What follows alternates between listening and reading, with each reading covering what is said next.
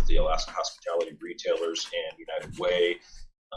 It's a meals program where we have partnered with different restaurants throughout the community to provide meals for, again, low-income residents.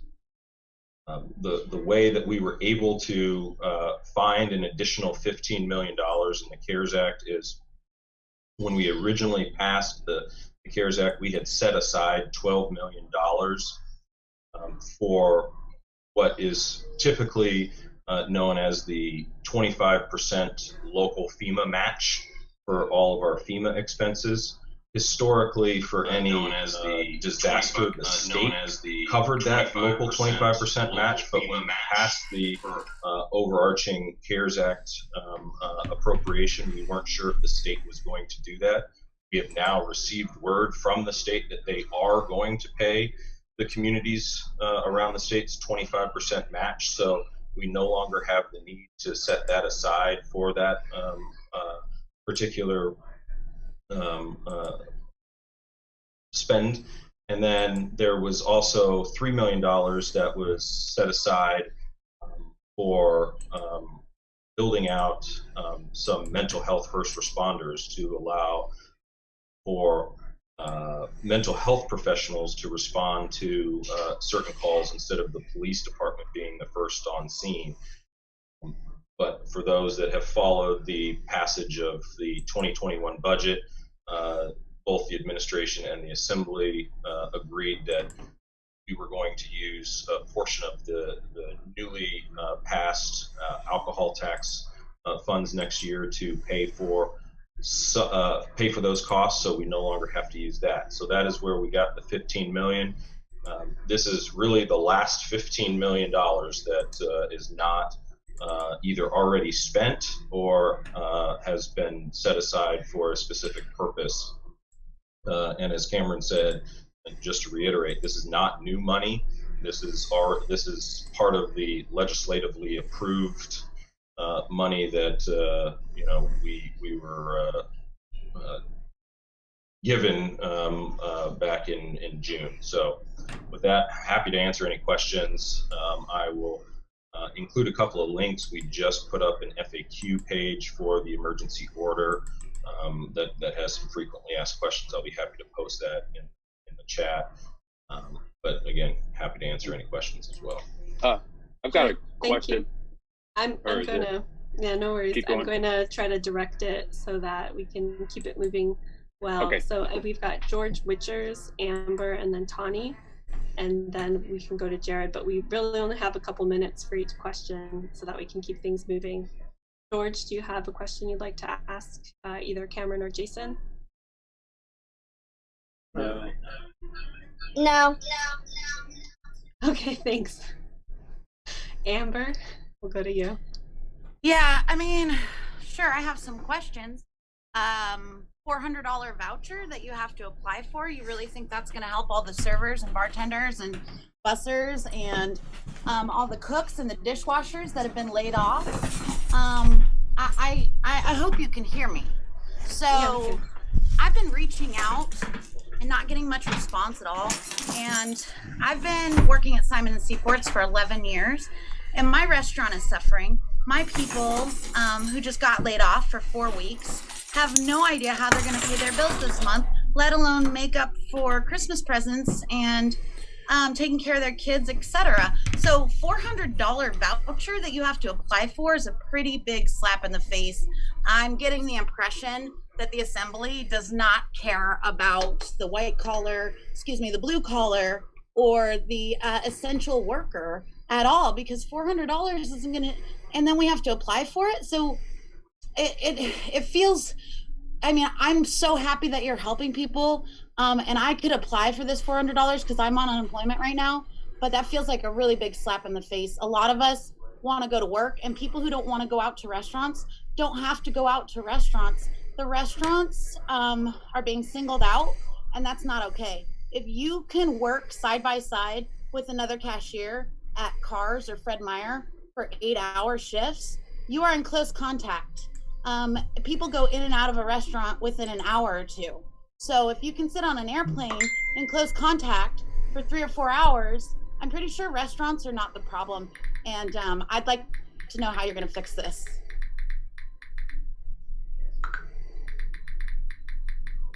Thanks, Amber. Does Jason or Cameron want to respond?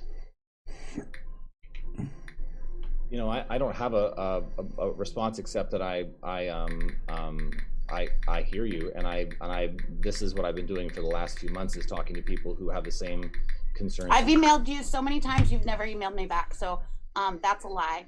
Also, if you could email me back, I'd really, really appreciate it, because I know two people. I have a friend who killed himself on Thanksgiving. I have another friend, Corey, who hung himself over the summer, also a restaurant worker. I listened to the testimonies from the kids in high school on the school board meeting last night. They are begging to go back to school, and they have friends who are talking about committing suicide and or have committed suicide. I know of 7 suicides amongst people in my circle. So can we start comparing those numbers? Because this isn't right. So Amber, I'm happy to talk with you. I'm happy to set up a time to talk up with you as soon as you can. And I'm That's sorry. great. I've left you my phone number. You've never called or reached out. Boy, I'm sorry about that. I don't recall getting that. So I'll Thank be you on. for your apology. I'll email you again tonight so you know who I am again. I would appreciate that, and I know who Thanks. you are. Oh, good. I'm happy to talk with you about it. Thanks. Thank you. And Connie? Yeah, so I don't know.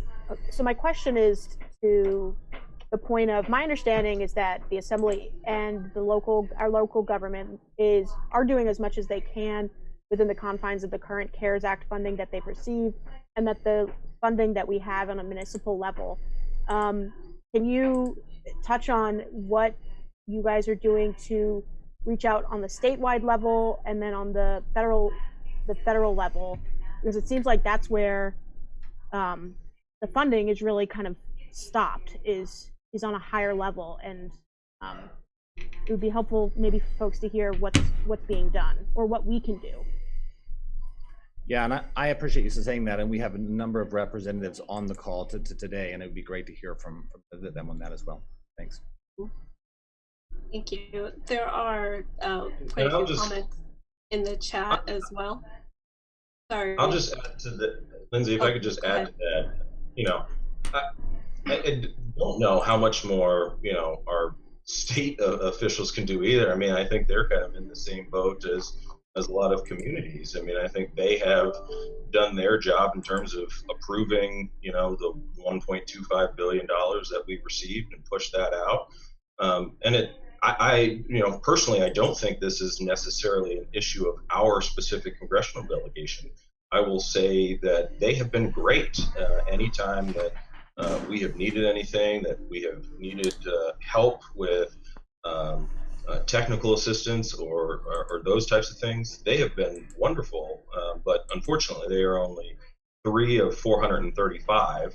I am very pleased that, you know, Senator Murkowski has kind of you know, joined a bipartisan group of members of Congress and proposed you know, a second relief package that you know, has quite a bit of funding that would be both dedicated to businesses in the form of additional PPP loans and even additional kind of funding that the state and local governments have received. In the CARES Act, it was $150 billion that was split among the states and distributed to local governments.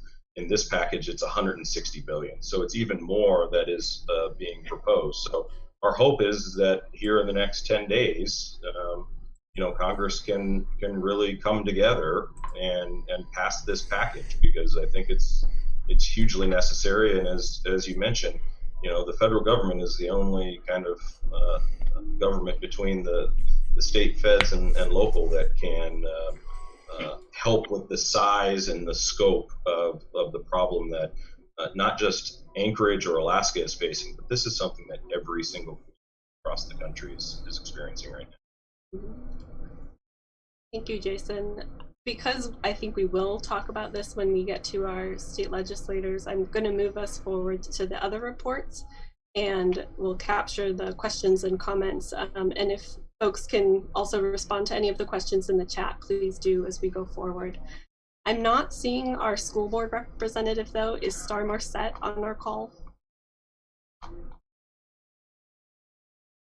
Okay, then I'll move us ahead into the airport report. I know John Johansson is here and I could share my screen, and I imagine, John, your report will be very brief.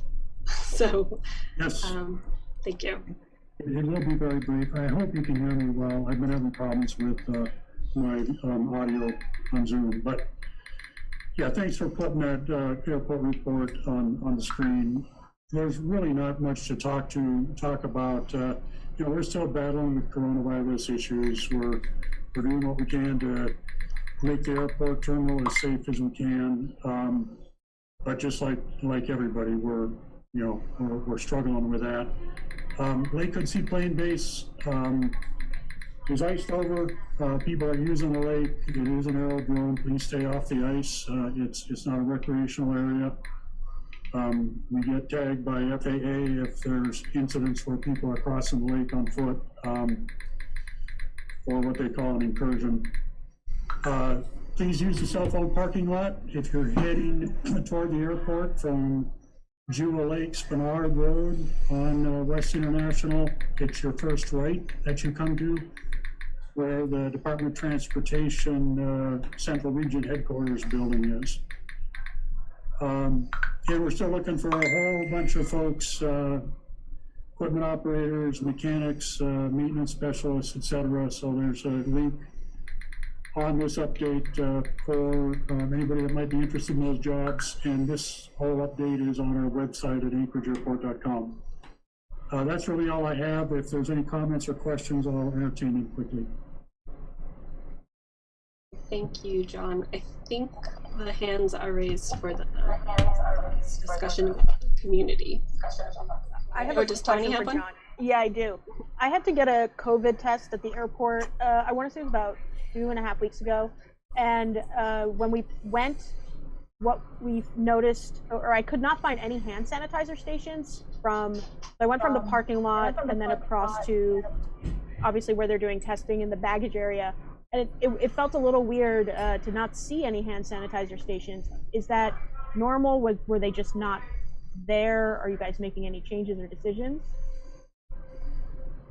We do have hand sanitizer stations. I don't know if there's any in that particular area. I'll check into that and see if we can get some put there. Okay, yeah. Great, thank you. And I'm also trying to look on our list if we have Sergeant Bishu joining us tonight. Are you here, Sergeant? Or someone with the Anchorage Police Department?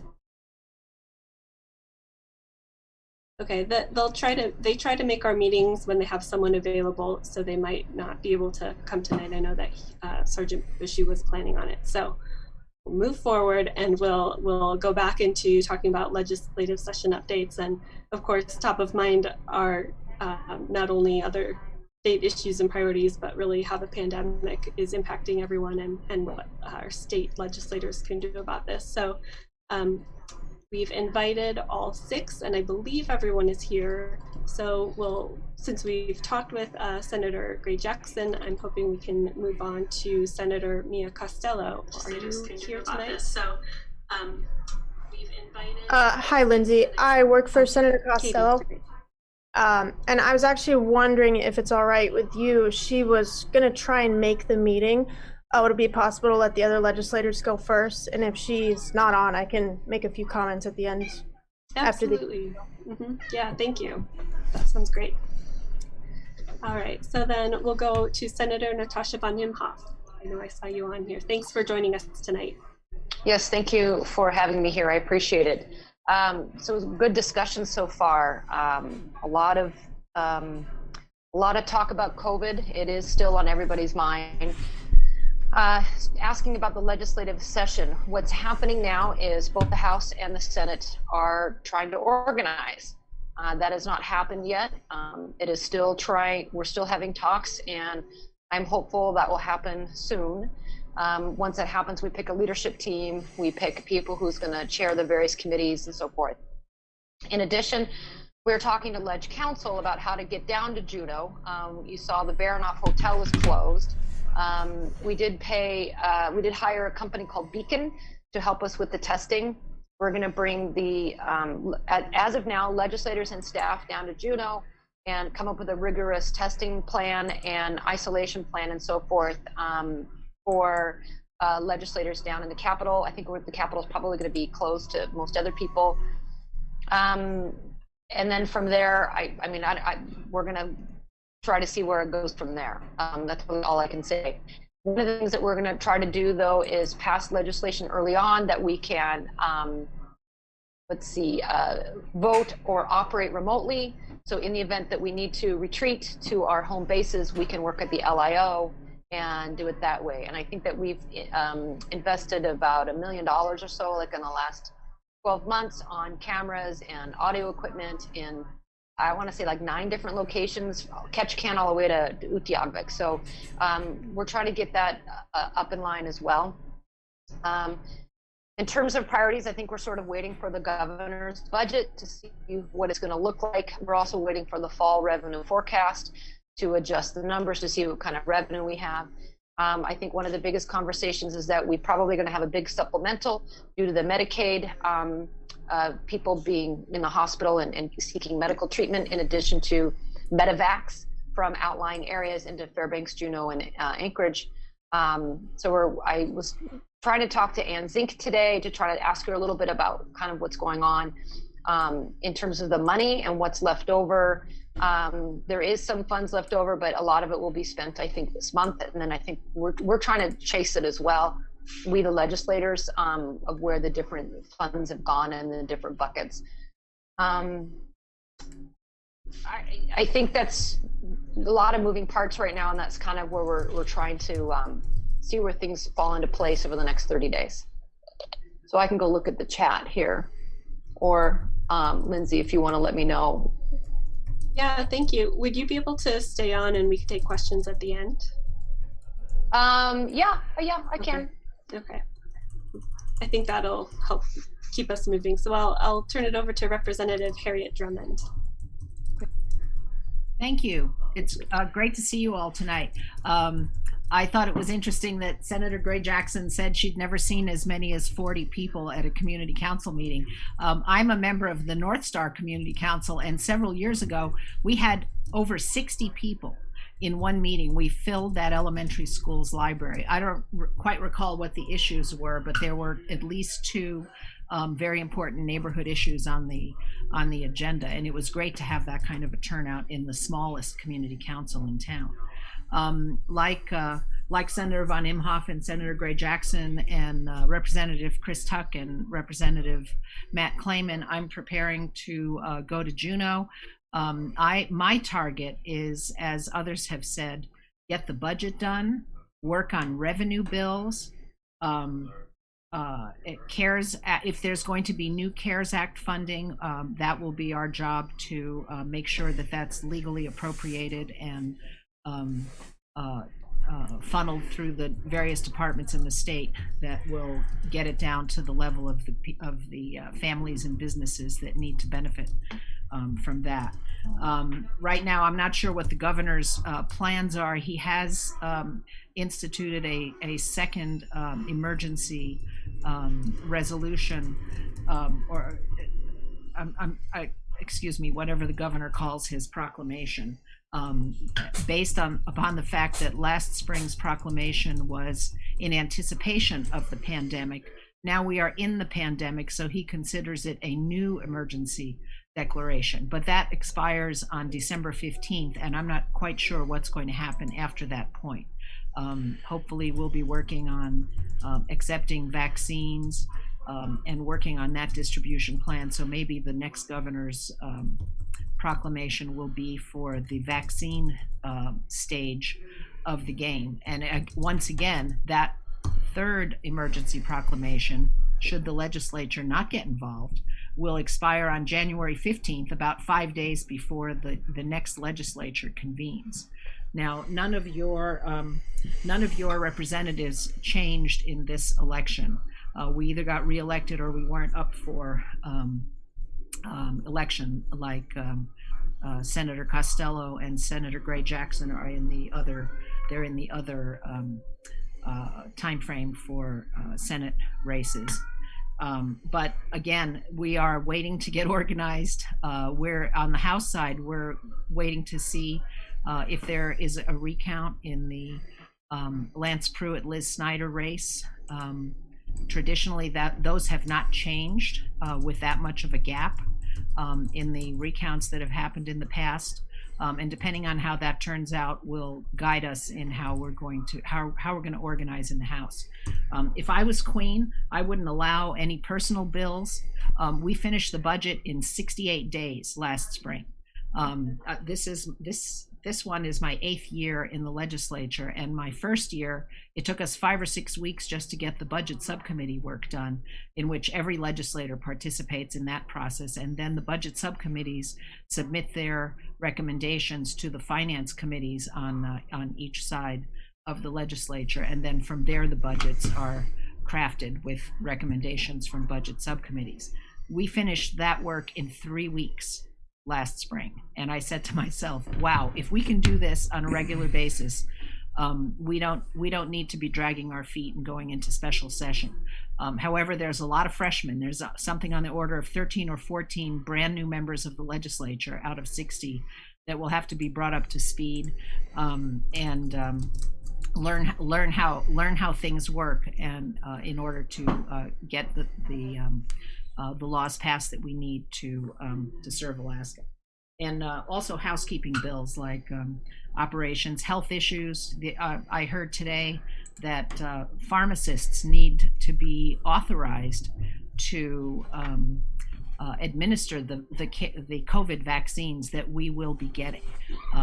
There's going to have to be, obviously in Alaska, hundreds of thousands of those vaccines administered, and we need all the healthcare professionals that we can to get involved in that process. But there have to be some laws changed in order to allow the pharmacists to include that within their scope of services. So that's my report, and I'm happy to entertain any questions. Great, thank you, Representative Drummond. We'll go to the next 2 representatives and then we'll open it up for discussion. So thanks for joining us, Representative Matt Clayman. I'll turn it over to you next. Thanks, Lindsay, and thank you all for having me. I want to apologize for not getting the live photo, but my internet service seems to be sort of spotty, and I've been on 3 Zoom calls, and every time they tell me stop the photos. So that's why you don't get to see my live image. These are really super challenging times. COVID has really changed the landscape in terms of our state's economy, our local economy, and I'm acutely aware of that in my service to the community and my work in the legislature.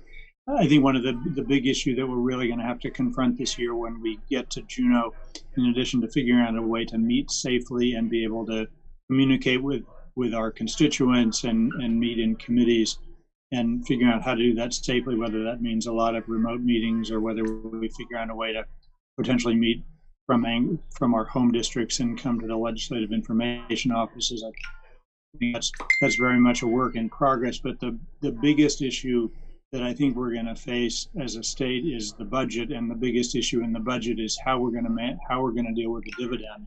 Because right now, today, when you start looking at the economic damage that's been caused by COVID and response to COVID, and you look at the really bottom line, the state's balance sheets, we really don't have money to pay a dividend. And if we're going to try to grow the economy back and we start trying to figure out ways to do that, we're going to have to find a way not only to manage our budget so that we can invest in growing the economy and invest in people and people's jobs and figuring out ways to grow those jobs, but we're also going to have to figure out a way to assist those who are very much in need, who may not be able to work and may have more limited work opportunities. How do we basically regrow our economy? Because Alaska's economy has taken a dramatic hit. We just look at Southeast, at the tour industry, the lack of cruise ships. We talk to business owners in turning business owners in Spenard, Sand Lake. We see how they've all suffered. I mean, some businesses are doing okay, but many are really struggling. Many of the people that work in those businesses are struggling. And if we don't figure out a way to bring the economy back, then all the work that we're going to do in the legislature is going to get harder and harder as we go forward. So that's kind of my big picture perspective. I really second all the things that I've heard from the other legislators. We're working hard on figuring out a good organization. I've been proud for the last 4 years to be part of a tripartisan organization in the House that had a group of Republicans, Independents, and Democrats. Part of the strength of that coalition was we actually knew what issues we just had to set aside and focus on what's best for the state. And when we look at both the COVID issues and the budget issues, that's what I think is going to be asked of every legislator, to put Alaska first, put our common interest first, and put partisanship aside. And I've been pleased to do that for the last 4 years, and I'm optimistic that we'll figure out a way to have a similar tripartisan coalition in the House going forward. And I'll certainly stay online to take questions. Great, thank you. And Chris Tuck, you've been on since we chit-chatted before the meeting. We're not last or least. Thank you for joining us. Yeah, my pleasure. I went through 2 batteries on that one. So, but yeah, Representative Chris Tuck, been serving South Central Anchorage here for over 10 years. It is going to be a tough year. It's going to be a very tough year. We have so many freshmen coming into the House, and it's going to be an education for them, as well as we got to build relationships fast, because Alaskans really need it and they're really demanding it. We are in a crisis, and I'm hoping that when we get down to Juneau that we do try to limit, as Representative Drummond pointed out, that we got our work done pretty quick last year. I don't see why we need to go longer than 75 days, especially with trying to keep the Capitol safe. And I think that we do those 75 days straight. I don't think anyone should be flying home over the weekend. We just go down, hunker down, get our work done. If we're going to close that building off to the public, then we need to make sure that we're there doing our work and making sure we have gavel to gavel running smooth, so people can at least monitor and watch. And that way we can meet in the committee rooms. The committee rooms, we can spread out wide enough so legislators can meet. And since the public's not going to be there, and have the proper coverage. And but I think we need to focus on a few things. Of course, the CARES Act money. We are going to see a second round. And we need to make sure as a legislature that we appropriate the money this time, rather than letting the money go through Dunleavy and use a improper process through the revised program legislative receipt process of the LB&A committee.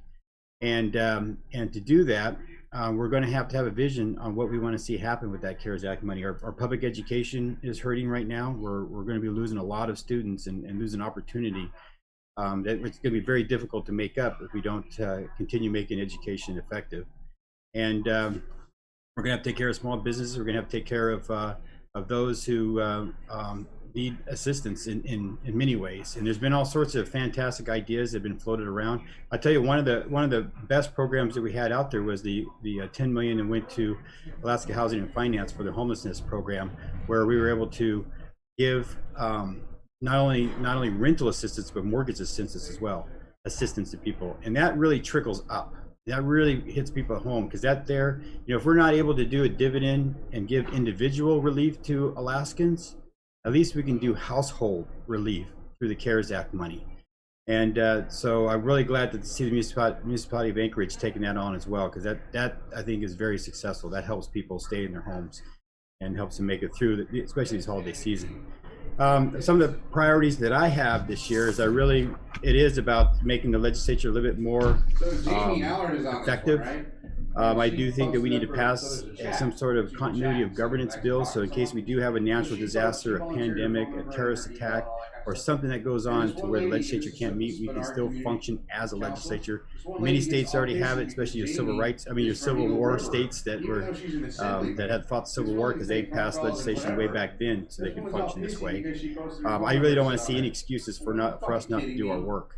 And if we do get out in 75 days this year, I would like us not to only recess, not to adjourn. So if we have to return back to Juneau to modify or to implement programs to help Alaskans through this, I really think it's our duty.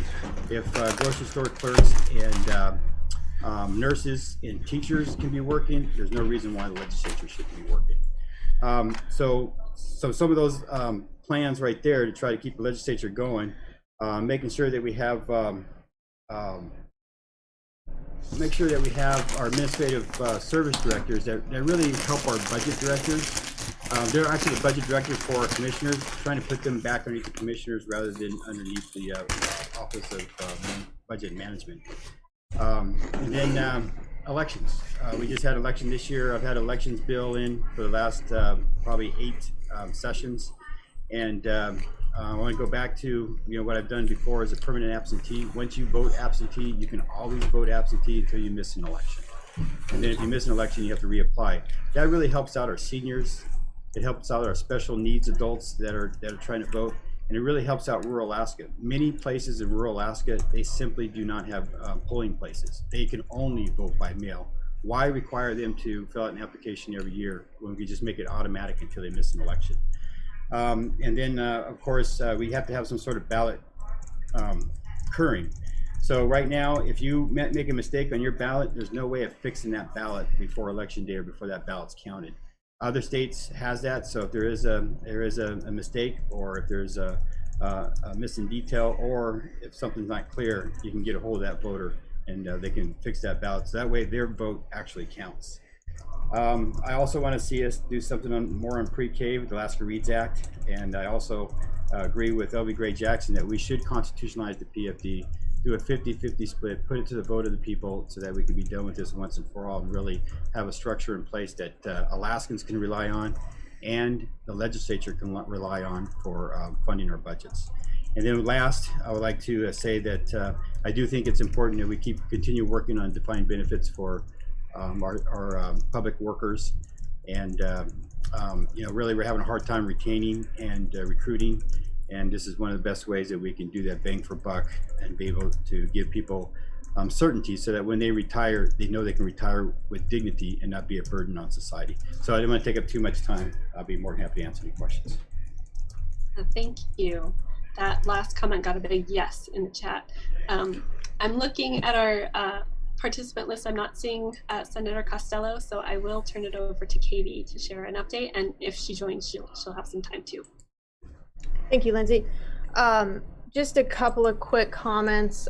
Sorry, Senator Costello couldn't be here. She's been really busy caring for an elderly family friend that's been sick, but she wanted to be here, so sorry about that. She did want me to share just a couple of things, and kind of reiterates a lot of what we've already heard. She's looking forward to seeing the governor's budget, which will come out mid-December. The other thing is Legislative Council has been putting together these guidelines to deal with COVID. Right now they're saying that the Capitol building will be closed to the public, and she just wanted me to let everyone know that she'll be happy to set up a phone call or a Zoom meeting with anyone that would like to get in touch with her. And then one thing that she is going to be looking at, which Senator Gray Jackson mentioned, is also looking at revising the dividend formula. So that's all I've got for you. But thank you. Great, thank you. And so if folks have questions, if you want to direct it to a specific legislator, that'll help out. But it looks like I've got Roy Witchers, Tani Sakaricha, and I think Jared, you probably want to ask a question too. Okay, in that order, and then if others want to, you could raise hand, you could wave, you could put it in the chat. We'll try to get through. We have we're in good shape. We have 15 or so minutes.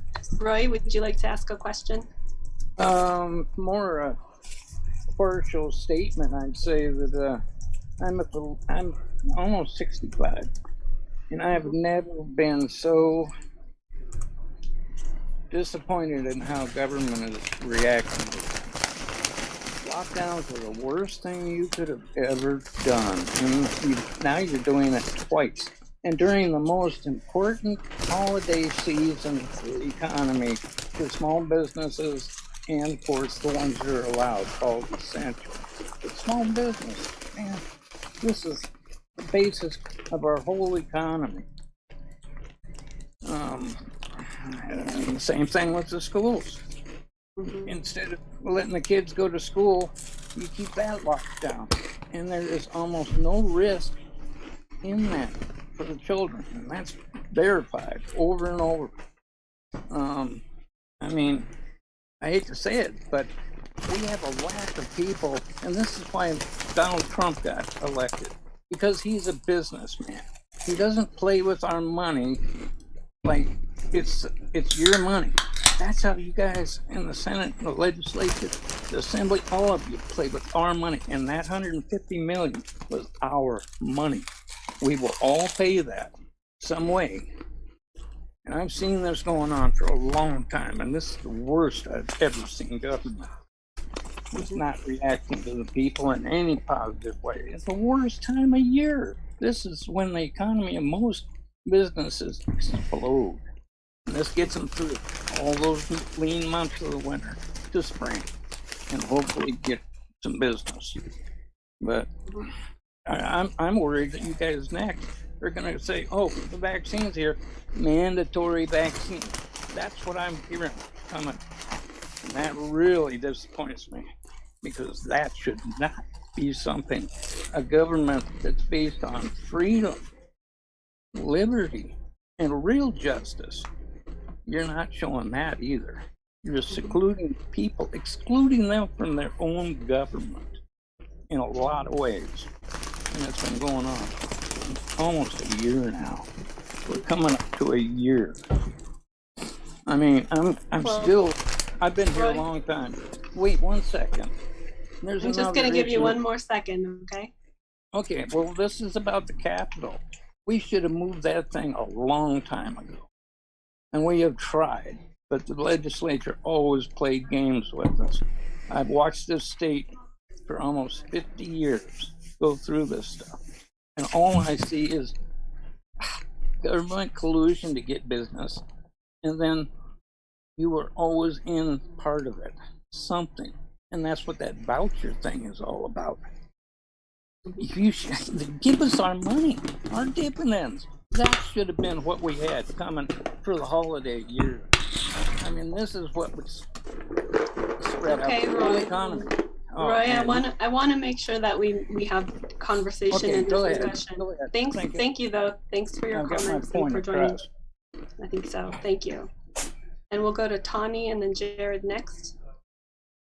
Yeah, mine will be pretty quick. I just wanted to kind of balance out some of what I'm hearing and thank our legislators and assembly folks for prioritizing the health and well-being of our community. I know it's really, really hard for everybody right now, and the fact that we are in a shutdown absolutely breaks my heart, and I hate it, and I hate that people are suffering and are hurting themselves and hurting others, and I really am looking forward to being on the other side like many of you, but I also want to say that I'm grateful to have a community that wants to see everybody around and not just this, the people who made it out because they have better health and yeah, I'm sorry I'm not being more clear, but I just wanted to say thank you. Thank you, Tawny. And we'll go to Jared. Hey, thanks, Lindsay. Hey, I've just there's a lot of people here, a lot of representatives. I think there's a couple mayor candidates, and I'll try to be quick. I recently I've talked to a lot of medical staff, a lot of people that know medical staff, a lot of people that have worked in the hospitals. I just called John Weddleton. I own a property on the south side of Anchorage, and John Weddleton, I spoke to him 2 days ago on the phone after EO16 came out, and I just I couldn't believe that we were shutting down businesses during the holidays, and we waited a week until November 1st so that the 4-week span covered the entire month of December.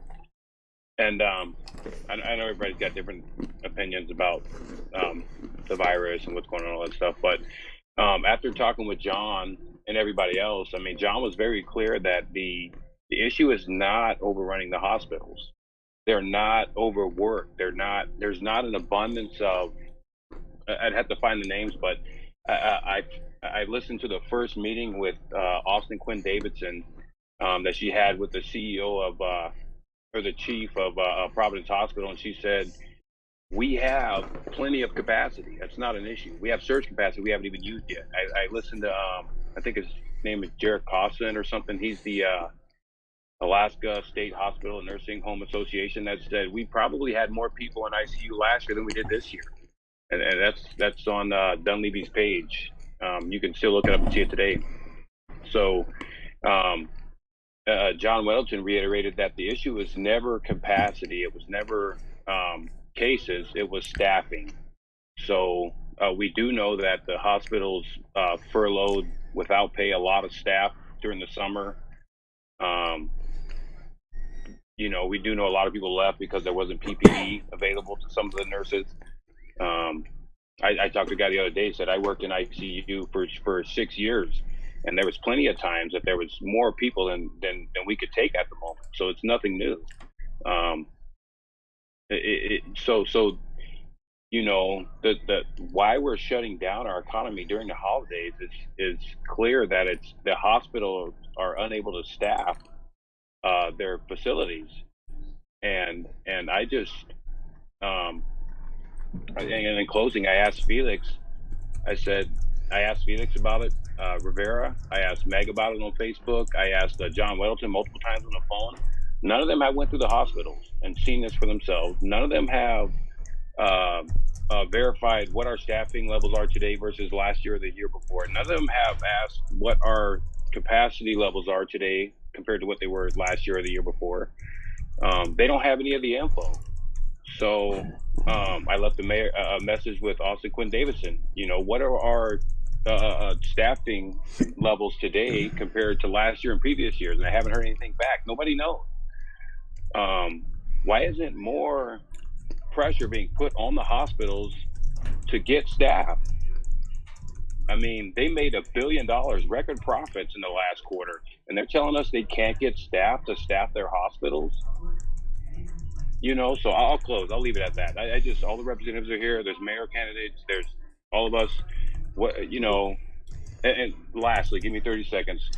Bradley House is right around the corner from me. Bradley House is right around the corner from me. They've been taking temperatures for 4 or 5 months. They've got a list every time I go in there. They've got half their restaurant they can't fill. They've got walls built up in between their booths. A code enforcement officer came in there 3 weeks ago and said, I got a report, and I came in here and I can't even find something to complain about. He said, you guys are doing a great job. And he left. And you know what? They just got shut down because of EO16. They just got shut down. You know, and that's, you know, the hospitals need to get their staff up. That's not an excuse to shut our cities down. And we can't put a blanket EO16 across every restaurant in the city when some of them are doing everything they can, never had a case traced to them, and they're still subject to this EO16. So. Thank you, Jared. I think Representative Drummond may want to respond to some of that, you know, from the state perspective or comment. Yeah, thank you, Lindsay. Just a couple of comments from the gentleman that spoke before Jared. You know, hindsight is really simple. I think if Alaska had had some leadership displayed in the governor's office and we had properly shut down in the spring, the way other states did, the way Hawaii did. If you go look at the map on the number of cases in Hawaii, they tamped it way down. They are inviting visitors back. Their businesses are going to be okay. Alaska had a similar opportunity, which we completely missed the boat on in terms of limiting access into our state of people that brought COVID to our state. It didn't start here. It came from a cargo jet pilot was the first one from China who brought COVID into our state. But we can't backtrack and do that now, so we're going to have to do the best we can as we are. In terms of hospital staffing, there are so many sick healthcare workers that staffing the number of beds that we have, we do have the number of beds available, but beds don't do you any good if you don't have sufficient hospital staff. And Alaska relies on traveling nurses. Excuse me, let me finish my statement. Alaska relies a lot on traveling nurses and doctors and other healthcare workers, and there are way fewer of those available who might even want to come here because they're already in great demand in the lower 48, which is also having crisis capacity issues in their hospitals. So, you know, we're on our own up here. We can't send our sick people to the next big city because we're it. We're not going to be sending people to Seattle if Seattle is shut down, and there are huge issues in rural Alaska who don't have any ICU beds. People are dying in remote communities in Alaska because they're unable to get medevaced out because of weather and because there aren't ICU beds available in the big city hospitals in Fairbanks and Anchorage. So it's we're in a tough spot, and it isn't going to get any better. It would have been great to shut everything down in the spring so that we would have been able to send kids back to school. I'm really concerned about the education that our youngest kids are getting, because kindergartners can't learn to read on Zoom. Sorry, folks, that just doesn't work. High school kids and middle school kids are doing okay, but it would be much better to have them all back in, and I agree. But when you have staff that is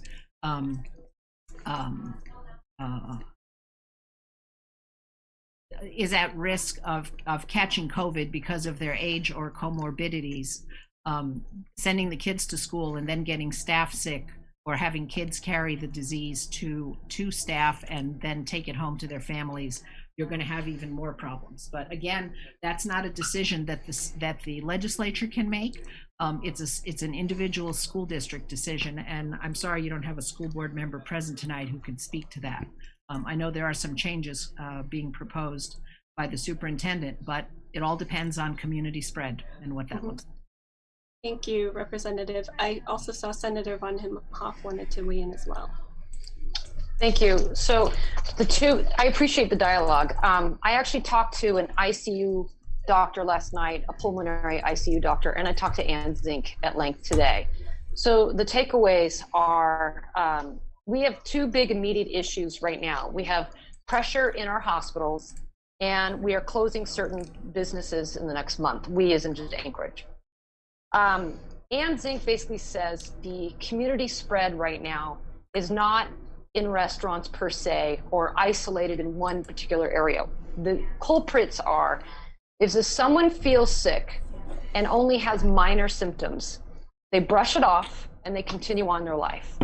And then they infect one person for the next 10 days while they're still contagious. Not really maliciously, but that's just basically what happens. And that's happening more and more because most people don't really feel sick, or they have very minor, they think it's allergies, or they think it's the cold weather and they just have some sniffles or a headache, and they don't realize they're very contagious. Doesn't matter whether you're in a restaurant, doesn't matter whether you're, Cars grocery and you take your mask off, it doesn't matter. Anyway, you're playing cards with people at home, you're having dinner. That's the community spread right now that's happening according to Ann, and that makes sense. Shutting down restaurants, I wholly disagree with.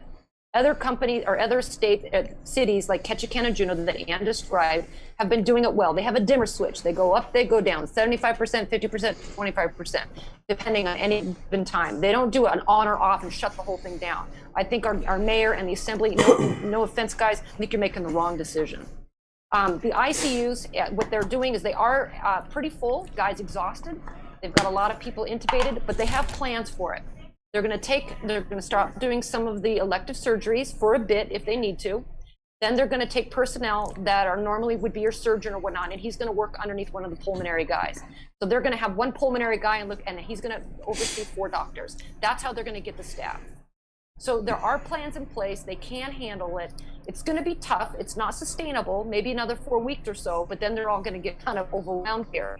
But closing down the restaurants, closing down the gyms, closing down, no, not right. I don't support that. I don't want to be on the record saying that I think that's a good idea, because I don't agree. But I do think that people need to take personal responsibility, that if you start feeling sick, stay at home. You are contagious. So that's just my 2 cents. Thank you. Thank you, Senator.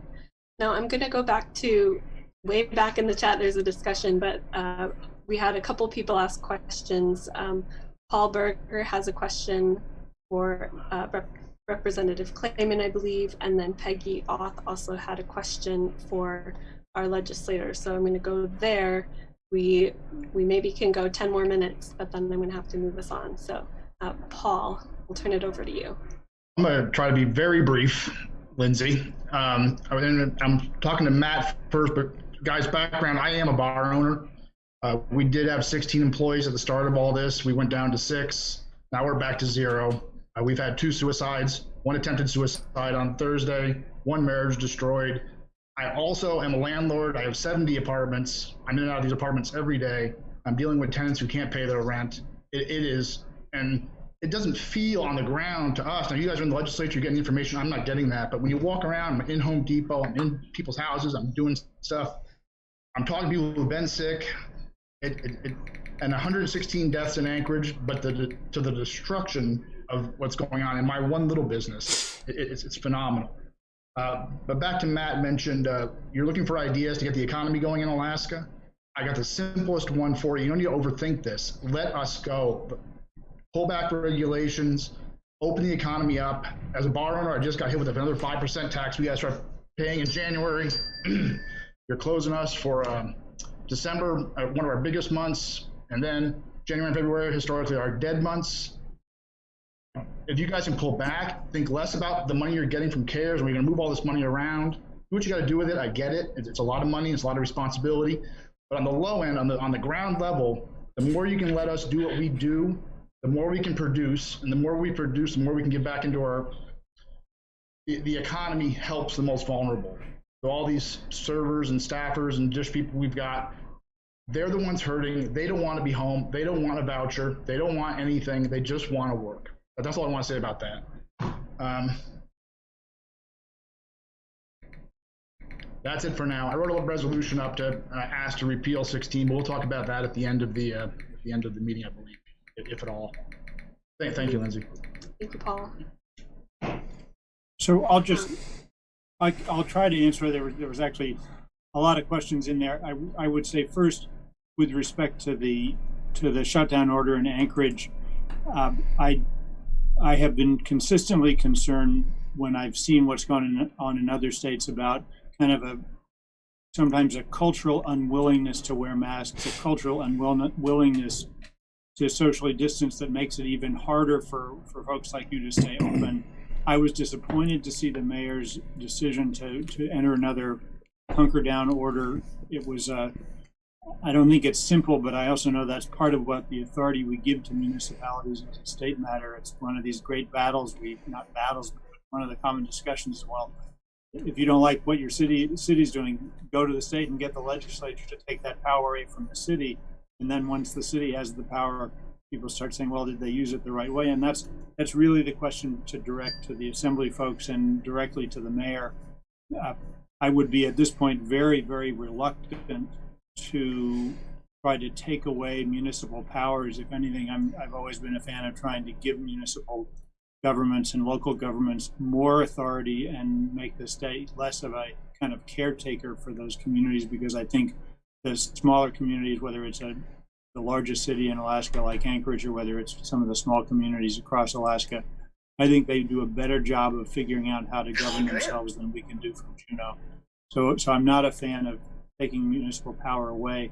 The second thing I'd say about CARES Act funding, I like to think that who's ever the governor has everything wired on a string and knows exactly how to do everything best. But what I keep discovering in my life is that getting more people involved and more people in the discussion is more likely to lead to solutions that work on a broad level, including getting the economy restarted. And I think where Governor Dunleavy really failed terrifically during this year is with pandemic funding. Instead of saying, how do I work with the legislature to get different ideas and figure out how to do this better? He pretty much said, well, just give me the authority and I'll take care of it. And a lot of that funding was dispersed very poorly. And so what I'm optimistic, but given the history and given how little the governor has cooperated with the legislature during the entirety of his term, I have some optimism, but it's kind of guarded, that the governor needs to work with the legislature, because I'm not saying I have all the best ideas in the room, but if we don't get more ideas in the room and figure out what's actually going to work to get this economy restarted safely, it's going to be even harder to get it restarted. So I think in terms of CARES Act funding, the first step is for the governor to meaningfully engage with the legislature, and the legislature to hold his feet to the fire to make sure that he in fact does cooperate with us and doesn't just kind of go his own way. So I'm not sure that totally answers the questions you've had, because you had a lot. Just a quick follow-up, and thank you for that answer. And I'll, that did, and I like the best government, in my opinion, is as close as possible to the governed. And I'm encouraged by this meeting to see how many people have showed up. We have 2 mayoral candidates on here, Mike Robbins and Dave Bronson. A lot of people asking tough questions, and that's what we need, is just to go back and forth and figure this out. I appreciate your follow-up. Thank you very much. Thank you both. And I'm gonna turn it over to Peggy Oth. She had a question for our state legislators. Feels like a while ago because it was in the chat, but I'm trying to look at them both.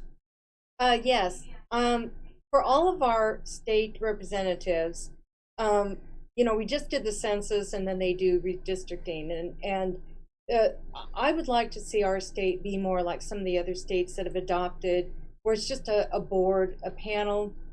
It's nonpartisan, and it's not doing gerrymandering. It's just a better way to do things. It doesn't have these ridiculous boundaries where it chops, you know, coastal Southeast Alaska cities going way up into, you know, Chugach. Outside of here, it's ridiculous. So I really, really hope that that's something you do, because it's only something you can do every, you know, 10 years where we do the redistricting, and it's really important to do it right. Yeah, and you know, the Spenard Community Council had even talked about doing a lawsuit back, I don't know, Tom, what was it, 20 years ago? Because you're supposed to recognize the districting by what is historic, and what is more historic than the fact that Spenard was its own, it was its own town. It was recognized, and it's ridiculous. I'm sorry, I like all you legislators, but it's, we're so chopped up. Look at all the names we have. I mean, if we could just have one or two people that are in Juneau fighting for Spenard, I think it addresses what Tom's talking about, of why we are not getting represented the way we should, because nobody is actually from Spenard representing Spenard. And it's a complaint. I've been here almost 40 years, and I've spent the entire time, almost the entire time, living in Spenard. And it's very frustrating that it doesn't matter if it's the Assembly or the House or the Senate, that we can't have representation from Spenard. So this is the Spenard Community Council meeting, and I think it's a good time to bring up that we need true Spenard representation. And I hope that maybe we could do a resolution or something about this, Lindsay, you know, before the session starts, because I really think this is an ideal time to do it. Thank you. Yeah, thank you, Peggy. Tom McGrath was giving you lots of emojis, so that was nice to see.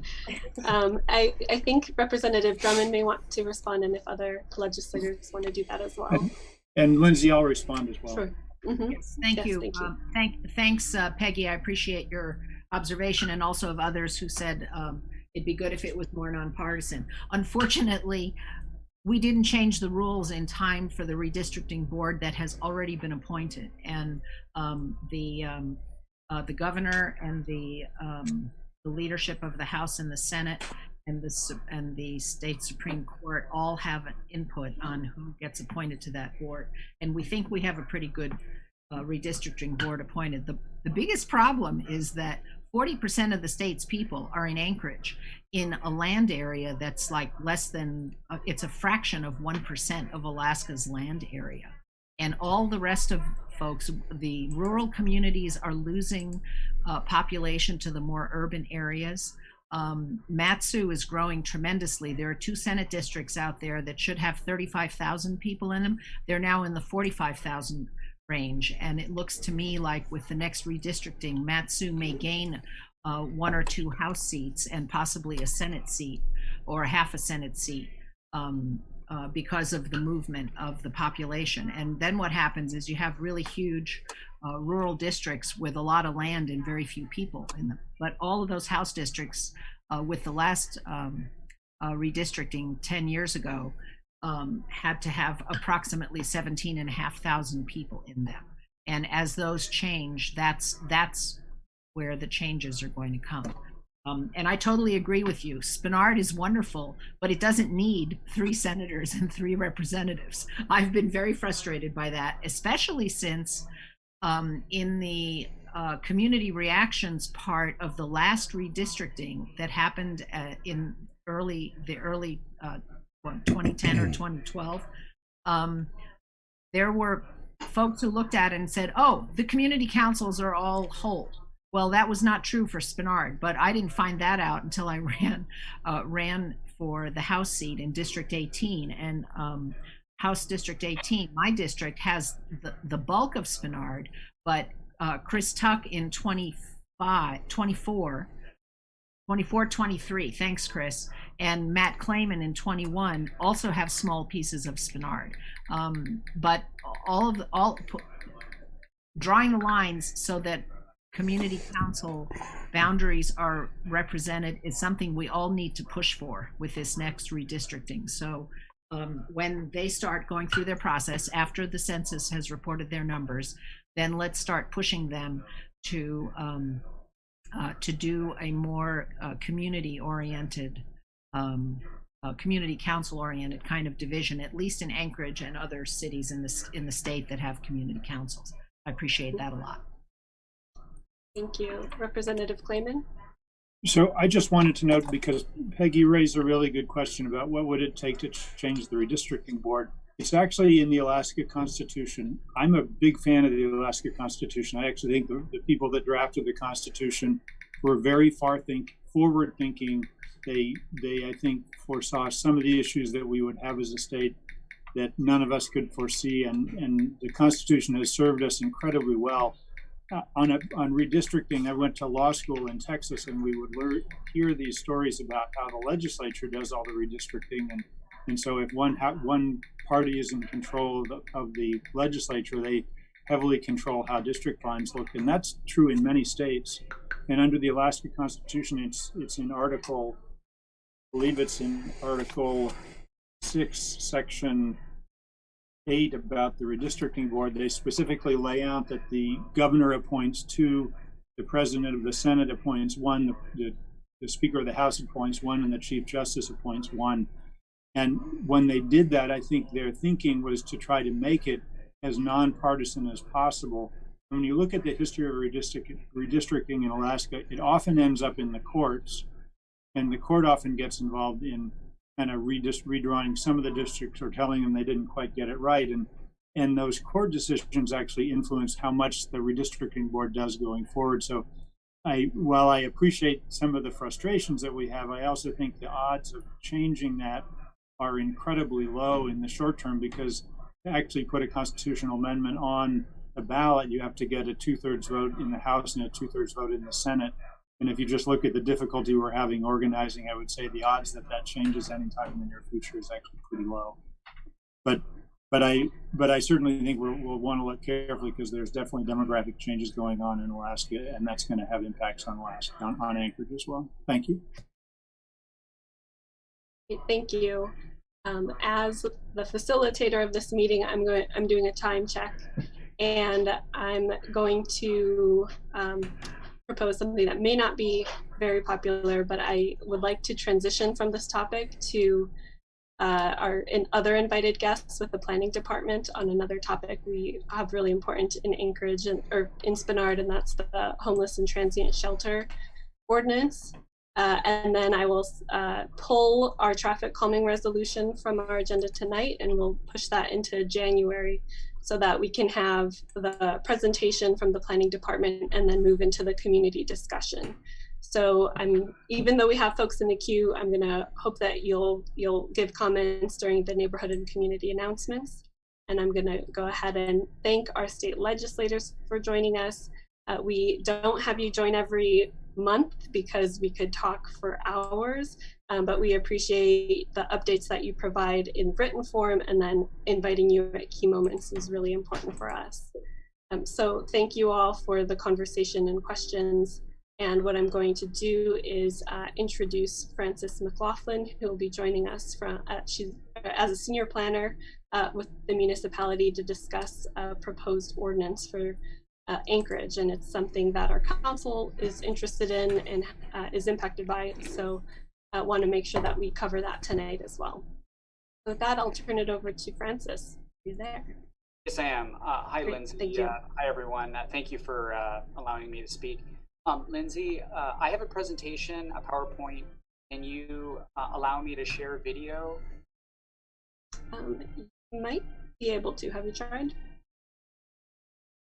It says you cannot start your video because the host has stopped it. Telling me.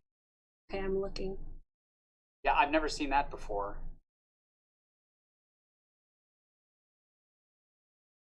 Keep talking while I look at Yeah. buttons, and Meg will help me too. Thank you. Hi, everyone. My name is Francis McLaughlin. I work in the Anchorage Planning Department. Thank you for allowing me to speak and for your participation in the Spenard Community Council. Okay, co-host has asked you to start your video. Start video, and then, okay, so you should be able to see me. Now share screen, and here's my presentation. My computer's a little slow, and Great, it's coming around. We can see it now. sweet. All right. Hit the button. I think it's gonna take a second to load. All right. Okay, here we go. So yeah, so I'm excited to tell you about an important project for the zoning code and homeless shelters. Homeless and transient shelters, they're defined in our zoning code as a facility designed to provide minimum necessities of life, including overnight accommodations on a limited short-term basis for individuals and families during periods of dislocation or emergency, pending formulation of longer-term planning. Homeless shelters are only allowed in one zoning district, which is the Public Lands and Institutions District. Most PLI zoning is parkland, fire stations, hospitals, schools, and our universities. Also, you can see from this zoning map on the left-hand side of the screen that the PLI district is not near services for homeless people or public transit routes. We're facing a crisis where there are not enough shelter beds for the number of people who need them. This is especially acute now. Brother Francis Shelter is down 70% capacity due to COVID-19 CDC guidelines. So they normally can house overnight 240 people. They're only able to accept 72 right now. Anchorage Gospel Rescue Mission normally takes 70, and they're only able to take 30 right now. We need to allow homeless shelters in more than one zoning district. Other cities allow them in residential, commercial, and industrial zoning districts. For Anchorage, we believe that commercial districts are more compatible than either residential or industrial. The B3 district, general business district, is highlighted on this map. You can see that it is a commercial district located along major transportation corridors. We're proposing that shelters be allowed in this one and only additional zoning district. This requires an amendment to the zoning code. The next slide shows what that looks like. Use types such as homeless shelters on the left-hand side of the screen, and zoning districts are on the top of the screen. So you can see the B3 district, and you can see the PLI district far over to the right.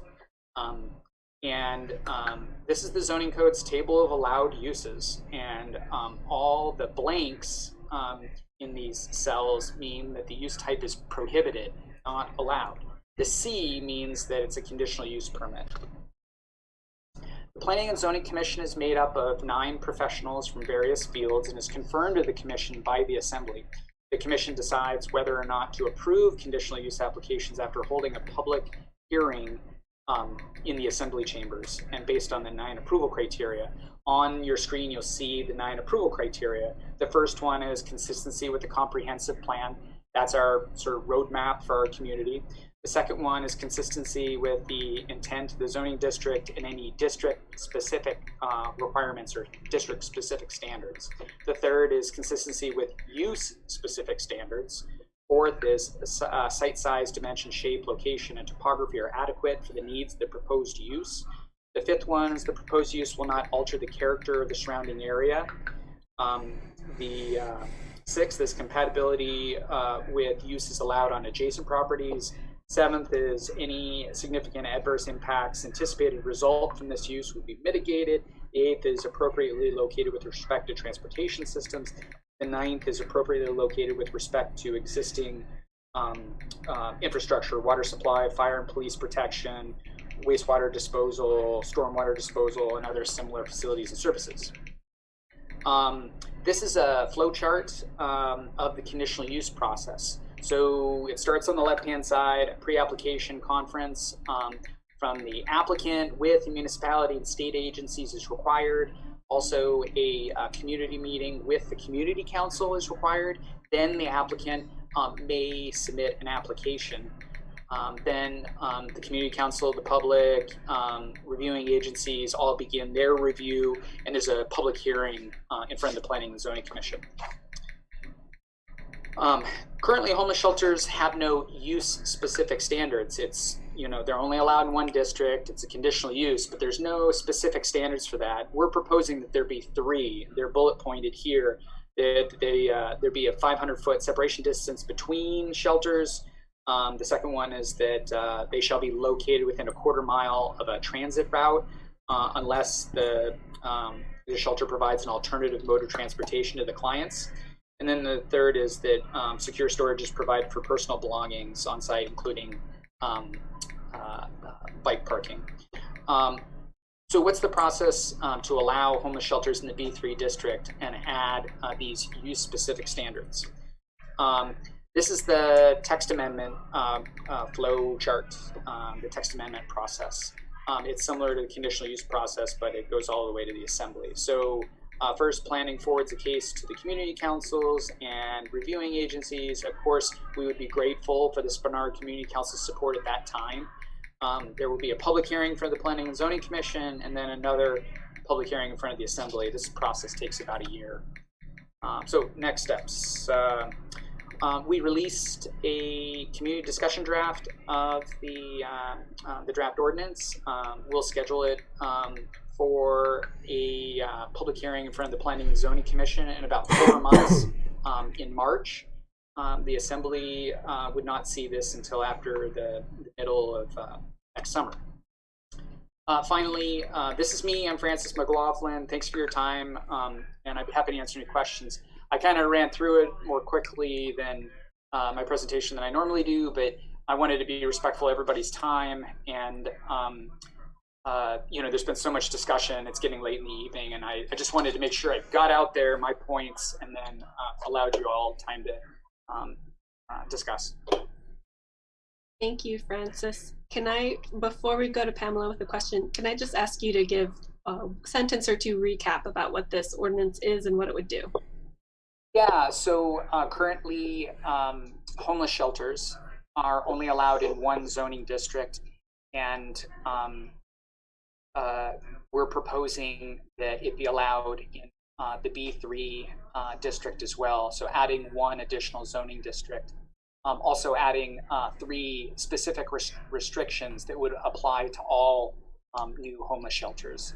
And the reason for this is that, there are people that are getting turned away from the Sullivan Arena tonight because there aren't enough shelter beds for people, and it's a crisis. We need more beds. We need the flexibility to do homeless shelters in more than one zoning district. This ordinance, while long and drawn out, if it gets adopted by the Assembly, would allow some flexibility to provide shelters in more than one zoning district. Thanks. Thank you. Then we'll go to Pamela Rager, Dave Bronson, and then Tom McGrath. Hi, I just have a couple of questions about the zoning. First and foremost, did zoning and planning go through the process of looking at what this would mean long-term to the city? Because if I understand you correctly, you're talking about B3 being open and unrestricted. I think your words were without restrictions to all homeless shelters. Just wondering how much due diligence was done prior to this. What I said was that currently homeless shelters are only allowed in the PLI, Public Lands and Institutions District, and that there's no use-specific standards for them. We're proposing to change the zoning code to allow the B3 district to have homeless shelters as well as a conditional use, which requires a public hearing through the conditional use process to be approved by the Planning and Zoning Commission. And we're adding 3 use-specific standards to all homeless shelters, whether they be in the PLI district or the B3. The Planning Department researched other communities and looked at best practices and looked at the need. And this is a small but important step. I think that it's good for the community as a whole. Hope that answers your question. I'm afraid that I just really was the zoning and planning process undergone before all of this, or are you proposing this and then going to put it there? I'm still not clear on exactly how you got where you are. Oh, I think I know what you're saying. So, so I've been asked to start a project to change the zoning code. If the assembly adopts the change that I'm proposing, it won't happen until sometime next summer. I've written something that is up on the planning department's webpage, and it's called a community discussion draft. So it's something to look at and to send me comments on. At some point, I will schedule a case to go before the Planning and Zoning Commission and have a public hearing in March. And there'll be a public hearing on it. And if the commission recommends approval for the ordinance, then it'll be forwarded to the assembly. And that's when it would reach the assembly for a second public hearing sometime in like July or around that time. Thank you for the clarification. I appreciate it. Thanks for the question. Thank you. And then we'll go to Dave Bronson and then Tom McGrath.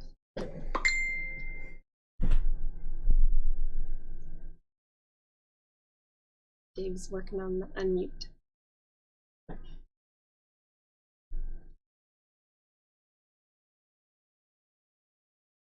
Tom? Oh, Dave got it. Okay, can you hear me? Yes. All right. Hey, Lindsay, thank you very much. I've I did the wave thing for quite a while here. I'd like to ask a question unrelated to Mr. McLaughlin's statements, and it's for our two assembly members that are there, and that is this real quick. Well, I'd actually want to hold off and keep us on this topic then. So I'll go to Tom McGrath. Thank you. All right. Wow. Thanks, Lindsay. Thanks, Francis, for bringing this forward. I think it's really needed, except for under your second point, where if they can have transportation other than public transportation available, it would be okay. The Spenard Community Council went through this with the South Central Foundation on C Street many years ago, where the South Central Foundation promised everybody that they would work it out, that there would be transportation for their clients. It turns out that the transportation for their clients actually drops the clients off on Arctic, which is probably, what, 3/4 of a mile from South Central Foundation. It's not acceptable at all. And it wasn't acceptable to the council many years ago. So I would encourage the council to take a very strong stance against that portion of the second bullet point. So if there is a homeless shelter or facility in a B3, which I support, that they have to be on a bus route so that the people that are using the facility can get from and to that facility easily. Thank you. Thanks, Tom. Thank you. Part of the reason I had asked Franson was to clarify what is this about, is because it is a technical and I could tell by the table that you showed. So really appreciate you coming tonight, and it sounds like there's a number of months ahead where we could take a look as a council at the community working draft. Yep. Discussion draft. Yeah. And potentially weigh in or provide comments as a community council on this, and also invite the planning department back as we go forward and as things change and develop. Thanks, Lindsay. You run a great meeting. Great, thank you. Thanks for joining. Okay, so like I said, I'm going to move our decision topic 5 about our traffic calming resolution to next month because we'll be able to pass that before spring and summer comes. And we are running late. It's almost 8:45, and I'm proposing that we extend the meeting till 9 p.m. and have time for the community and neighborhood announcements section. A lot of people stayed on. I know there's still a lot of questions and conversation that we can have. And so I'm going to do my best to try to navigate it so we can keep moving forward. In this time, we usually ask people to share out for up to 2 minutes about who you are, what issues are of interest to you. You could find other folks who have some common issues in different pockets and neighborhoods in Spenard. And so I want to make sure that we can give time to that because there is so much going on right now. So I see some hands, and so I'll go there, and if people can continue to keep putting questions into the chat or waving at me, that kind of thing. So we'll go to Dave Bronson. Your hand is still up, so if you'd like to speak, you can. Cameron also put in the comment his contact information if anybody wants to follow up directly with our assembly member. And then we'll go to Dustin, and then I'll see if others get in a queue. Thanks, Dave. Paul, Okay, Lindsay, thank you very much. Can you hear me now? Yes. All right. Hey, I just had a real quick question for the two assembly members, if they're still here. I believe they are. In the light, knowing that the World Health Organization recommends strongly against shutdowns, I just want to know what our acting mayor knows and our assembly members know that the World Health Organization does not know about shutdowns, because we're literally destroying our city here, and I'd sure like to know the reason. I just looked at the Department of Health and Social Services from the state, and I don't see where the numbers are on the 3 limiting factors that they're using. I don't see the crisis. So I can go back to mute, and I'd sure like our two assembly members to answer that question. Thank you very much. We have one assembly member, Cameron. Yeah, it's a short question with a long answer, and I want to give time to make sure that everyone has a chance to do their community update. And so, Dave, I'd be happy to call you, or if you want to call me. I left my cell number on the chat, and I'd love to have a conversation with you offline. Yeah, we can do that. Thank you. Thank you. And then we'll go to Dustin, and then Paul, Kim, Mike Robbins, and Amber. Hi there. So my name is Dustin Sherman, and I have a question for Cameron as well. And I put this in the chat, and he replied to it, but we didn't really get an answer hook up on that. So, as someone, myself and my wife, we've both actually been through COVID. My wife had spent 6 days in the hospital, almost ended up on a ventilator. We got lucky she didn't end up being that bad. My question is this, is the Assembly is trying to prevent the spread of COVID-19, and with the lockdowns and everything else that they've instituted, they've basically said which businesses could be open, which ones couldn't. There are businesses out there that don't spread the virus, and mine, the one that I work for, is one of those. But there's other businesses out there that do spread this, and there's proof of it if you were to do any research. One of those businesses would be tattoo parlors. I hate to say this, and I don't want to see anybody shut down. But if they're going to dictate which businesses can and can't stay open, this is a big one. And I have tattoos. I actually enjoy them. But every time a needle hits the skin, blood plasma goes everywhere. They can't tell me it doesn't. And those businesses are allowed to stay open. So the hypocrisy with this is kind of staggering. And I just wanted to bring that to attention and see maybe if Cameron or if any other assembly members wants to answer as to why that a medical place, and this would be considered a medical place, they have their standards that they have to reach. Whenever there's a pandemic or whatever you want to call this is out there, why are they allowed to stay open? Thanks you. Cameron, do you want to respond? Well, again, that's and I can actually offline. Jason Balakestead and I have been sort of going back and forth and I would invite Jason to share his thoughts on that. Jason, are you still on?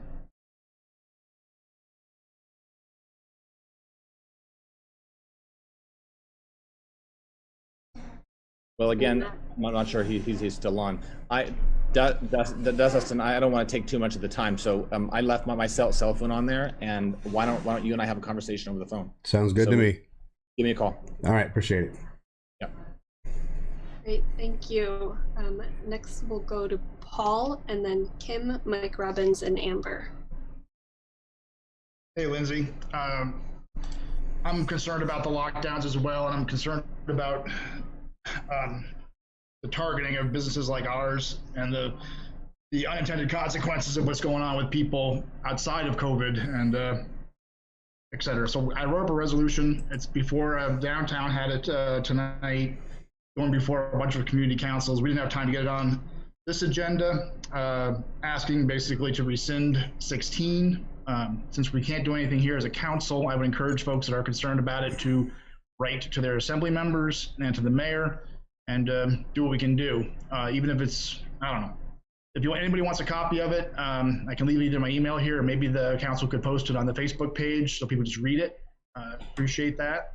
I appreciate everybody for coming out tonight, and was looking forward to get through this. It's been very, very tough, and the secondary and tertiary consequences of these decisions. We've had 116 deaths in Anchorage, which is tragic.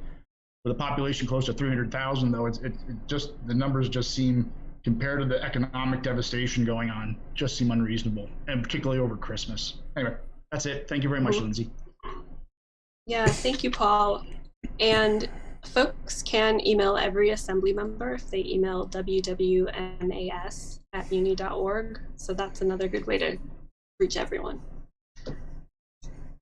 Thank you. So we'll go to Kim. Yeah, thank you. My comment isn't quite such a important thing as COVID, so hopefully this is appropriate. But I just thank you for hosting this meeting, Lindsay, and all the people present. I've lived now in this area for 20 years. I grew up in the area. I actually went to school at Woodland Park Elementary and live down the street from it now. It's a Boys and Girls Club. So my question is about that, and it already might have been covered in past meetings, but I love that the Boys and Girls Club is being so widely used. I hate to see a building empty, so it's great that it's being used, but it is very scary as a homeowner to be driving, and there's just such an issue with parking, and I'm wondering if anybody has ever looked at, there is parking, there's a bike trail that's in very bad condition because of tree roots at the end of the hockey rink, and I feel like there could be some parking available there that's really just being used by taxi cabs, which we need taxi cabs, so I mean maybe that's a possibility too, but I just feel like there's an accident waiting to happen. So whereas I love seeing the building being used, I'm just hoping we can somehow address parking and just a safer access point for families to be using the building. But again, thank you for hosting the meeting. Yeah, thank you for that comment, Kim. And that is something our council could look into. And I'm looking at some folks, Peggy, Bob, to see if this has ever come up before us. But we may be able to weigh in on supporting repaving that trail. I know exactly what you're talking about, and I'm not sure about the parking issue and how that has worked out. So we can look into it some more. Thank you. Oh, Cameron, did you want to respond to that? No, I just wanted to say that I apologize if it seems like I'm not responding to the questions. I'm trying to look at the time and make sure that we have enough time for everybody to speak.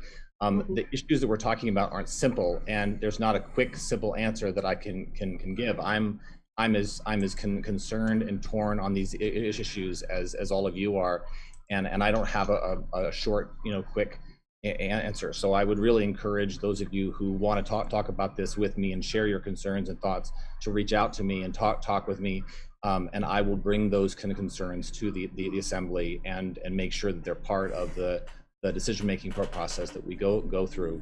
I'm not sure that this that this latest order is the right direction either. I definitely want to hear from you and want to make sure that your voices are heard. So I just want to say that, and I apologize if I haven't spoken as much as I should have. I wanted to make sure that I created space for all of you to speak. So thanks. Yeah, thank you. Thank you. So next we'll go to Mike Robbins and then back to Amber Glasser.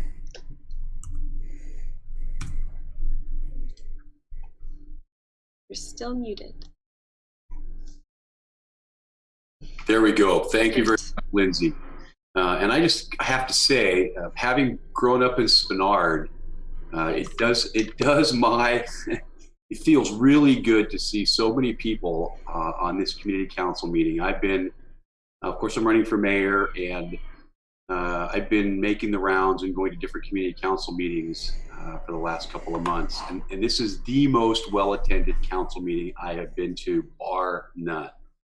And I just want to say congratulations to all of you guys. Congratulations for having pride enough in the community and being concerned enough that you're willing to give up a couple of hours of your evening to try and pay attention to what's going on with our city and our government. We have a plan that we think is going to help Anchorage be a cleaner, safer, and more prosperous city. And I came to listen tonight more than anything else, and I'm just blown away. And I'm proud to say that I'm from Spenard, and I do have a solution for that representation issue. And that solution is, once I'm mayor, you can count me as your mayor from Spenard, because that's where I lived for the first 15 or 20 years that I was in Alaska. So I just want to say thank you for letting me introduce myself, and I'm looking forward to coming back for the candidate forum. Great, thank you.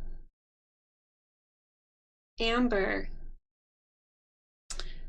All right. I would like to say thank you. You know, I've been in and out of these meetings for quite some time, probably a couple of years, maybe a year and a half. And, you know, I'm glad that I've finally figured out how to use my voice. I've always had a voice. I turn my video off because it's very hard for me to not get emotional. My big question is, how do we get our restaurants and bars open before the 4 weeks is over? This is an important question.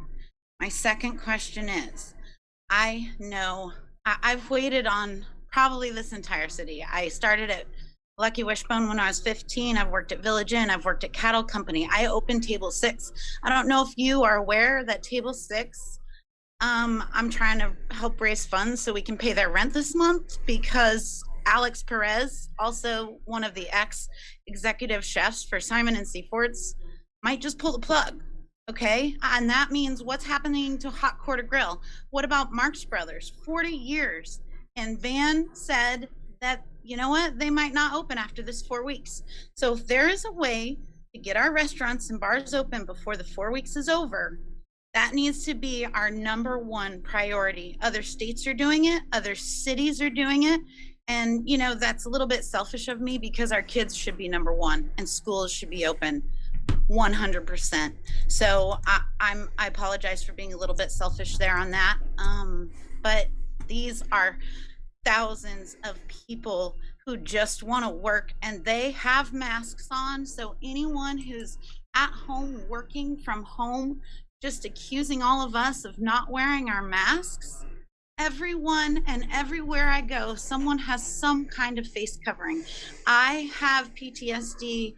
I've had physical abuse. I grew up in Spenard. I moved here when I was 10.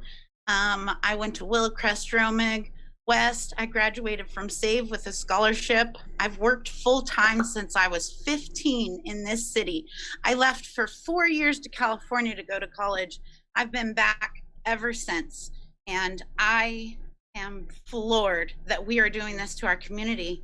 I am completely blindsided. I can't understand why the assembly would just single out one industry. It's absurd. So I don't want to take up too much more time, but that's where my heart is, and we can do better than this. And people are wearing masks, and masks, I don't even want to get started on masks, but even if we don't agree with it, we are doing it out of respect for every single person in this community, because that's what we have, is respect and love. And we need to start following our hearts and doing more things with love and the data is all wonky and everybody knows it. So that's all I got. Thank you, Amber. I've seen your name and we've emailed a few times, but I appreciate hearing you speak and using your voice. Thank you. We have another hand raised from ASD. Can you introduce yourself first and Sure, absolutely. As well? Thank you. Thank you very much, Lindsay. And I would just like to echo what was just said. You know, we are a community and we do need more love, for sure. My concern has been, I'm a born and raised ASD product. I went through Title I schools from elementary on. So Airport Heights, Muldoon, Ptarmigan, Wendler, East High School. I got my undergrad from UAA in early childhood. My first master's was from UAF, cross-cultural education. My second master's from UAS in literacy, K-12. And I have a big question because it keeps coming up. It keeps coming up that people are concerned that we aren't opening schools, and there's a very big push for anti-teachers unions. And I'm not asking for this to be answered, of course, but I'm putting this out there because it continues to be put out there.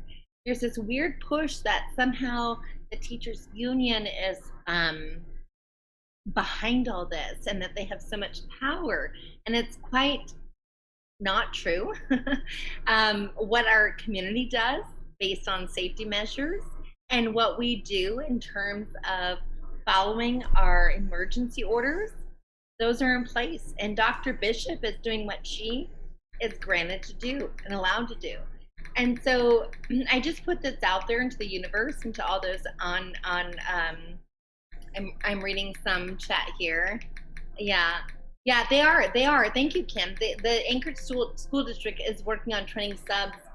However, they're very limited because we don't want the subs to be at multiple schools, because then they would be in multiple pods, and that's not what we're working for. So there are subs assigned to certain schools that we can get.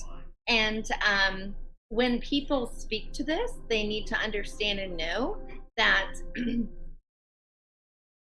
if COVID cases are high, and teachers, as much as we like to think we're super fun and different, we're not. If we have to quarantine due to exposure, we do that. So we can't guarantee that. And I see Pamela's commenting school closing isn't based on science.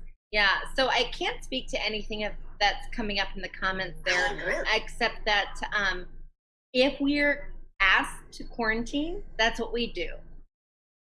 And so I would just put this out there that this weird, like, there's been a huge push for anti-teachers union and what are they doing? And I'm confused about where that's coming from and what that means. And I'm super happy to have a one-on-one conversation and educate on that. But I think there's some confusion, and I'm happy to talk. Thank you. Thanks. Can you or in the chat or share your name for our attendance? I think I missed it. You're muted though, so I can't hear. No worries. Still, it's Misty, M-I-S-T-Y. Thank you. Okay, and if you could put in your last name too, it's for our attendance records. I think everyone else has done that. Okay, does anyone else have a community announcement or neighborhood issue to share? Lindsay, since it's 9 o'clock, I move to adjourn. Hey, thanks, Tom. Any second? I second. Paul? Okay, Peggy formally seconds. I just want to thank everybody for the discussion tonight and the long meeting.